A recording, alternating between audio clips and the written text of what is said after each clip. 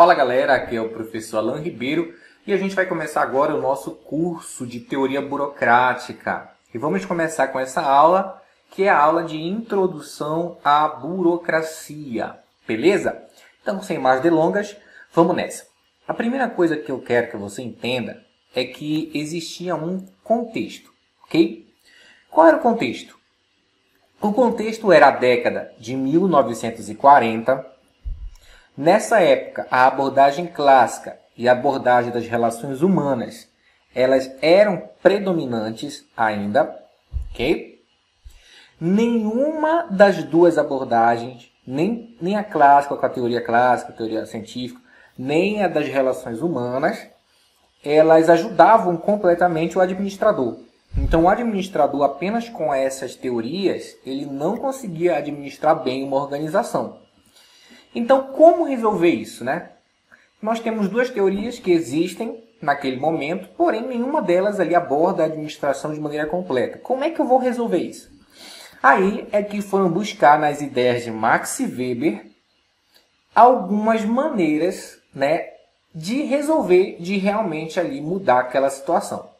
Então, quer dizer, a primeira coisa que eu quero que você lembre, se você está aqui e você estudou o curso anterior de teoria neoclássica, você sabe que a teoria neoclássica ela é uma teoria que surgiu em 1950, com as ideias de Peter Drucker, e ela vem também resolver tudo isso aí, né? As teorias anteriores elas não estavam dando conta. Porém, por que a gente colocou essa teoria burocrática agora e não antes da teoria neoclássica? Primeiro, porque é assim que os livros didáticos colocam a ordem, né? Principalmente Chiavenato. E segundo, porque a teoria burocrática ela é uma teoria que, na verdade, ela surgiu muito antes. Ela surgiu junto com as ideias de Max Weber, bem anteriormente, bem no comecinho ali.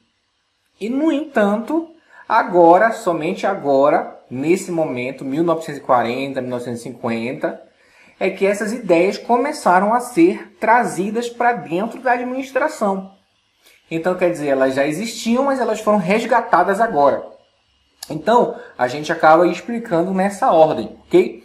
Então, como você pode ver, a gente tinha ali um certo contexto na década de 40, década de 50, ali mais ou menos, em que as organizações elas simplesmente tinham teorias que não davam conta de ajudar o administrador a administrar. Por isso, surgiu essa necessidade. A gente precisa resgatar as ideias de Max Weber, que não foi só as ideias de Max Weber, tá, gente? Tivemos aí outras tentativas de fazer com que a administração fosse mais completa. Porém, foi apenas, dentro dessa ideia aqui, nós estamos pegando apenas as ideias de Weber, que foi o que deu origem à teoria burocrática. Beleza? Então vamos prosseguir para você entender melhor. Então, o que originou? O que culminou nessa tentativa de ressuscitar a teoria burocrática para colocar nas organizações? A primeira coisa que contribuiu para isso foi a fragilidade das organizações das teorias anteriores. Quer dizer, tanto a teoria clássica como a teoria das relações humanas, elas não explicavam completamente o trabalho do administrador. Enquanto a teoria clássica focava só na estrutura, se você viu o nosso curso de teoria clássica, não tem muito segredo aqui para você, né? Enquanto a teoria clássica focava na estrutura da organização, tentava ser eficiente, mas mexendo ali na hierarquia, 14 princípios de Fayol, função do administrador e tal. E a teoria das relações humanas focava ali no lado social das organizações, de como as pessoas elas interagem em grupo social. Nenhuma dessas teorias de verdade conseguiu abordar a organização como um todo. Por exemplo, enquanto a teoria clássica só abordava a organização formal, a teoria das relações humanas só abordava a organização informal. Então, nós tínhamos ali duas teorias que não ajudavam o administrador de maneira completa. Por isso, elas eram frágeis, elas eram vistas como frágeis para usá-las de base para administrar uma organização. Elas tiveram ali o seu papel, a sua importância, mas elas, infelizmente, não deram conta de abordar a administração como um todo. Então isso pedia uma nova teoria, pedia um novo modelo de organização para que se pudesse ser aplicado nas organizações, para que elas pudessem ser administradas. Então esse foi o primeiro tópico que a gente aborda aqui, explicando por que surgiu, né, a teoria burocrática. O segundo ponto é que havia uma necessidade de abordagem global. Quer dizer, a organização ela é uma entidade que ela tem as suas necessidades internas.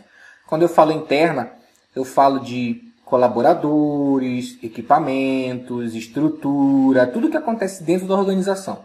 Mas a organização também tem a sua parte externa, que é ambiente, política, lei, natureza. E a organização, não só externa como internamente, elas têm muitos aspectos. Eu posso olhar para a organização interna de uma maneira a focar só na base da pirâmide, só nos colaboradores, ou eu posso focar de maneira mais abrangente a hierarquia, ou eu posso focar a parte social. Existem muitas partes dentro da organização que eu posso focar para tentar entender como administrar melhor. Porém, até o momento, não havia uma teoria que abordasse tudo. Então, essa necessidade de abordar a organização de uma maneira global também fez com que a teoria burocrática surgisse. Outra necessidade que deu origem a ela era a complexidade das organizações. Ali na década de 40, as organizações elas já eram muito maiores do que na década de 20, na década de 30, ou principalmente do começo da Revolução Industrial. Então, essas organizações elas precisavam de uma melhor maneira de administrá-las, porque elas estavam ficando complexas demais, elas tinham mais pessoas, mais níveis hierárquicos, elas atuavam em mais locais. Então essa complexidade pedia uma nova teoria, pedia uma nova maneira de administrar. Por isso também ele ajudou a culminar na teoria burocrática, a trazer essa teoria de volta. E justamente é esse último tópico, né? O ressurgimento da sociologia da burocracia. A burocracia de Weber, lá do passado, né? Weber era um economista, Weber era um sociólogo, e ele tinha ideias. E ele teve essa ideia da burocracia. A ideia da burocracia é de Weber. E o que aconteceu? A administração pegou essas ideias, resgatou essas ideias, ok? Para tentar aplicar nas organizações. E tentar ali descobrir uma maneira melhor de organizá-la. Então, por isso surgiu a teoria burocrática, né? Dentro das organizações, que é o que a gente vai estudar aqui dentro do nosso curso, ok? Então a gente vai começar agora a desmembrar a teoria, explicar as características, enfim, vamos dar uma visão bem bacana dentro desse curso, ok? Legal? Então é isso aí, vamos para a próxima aula.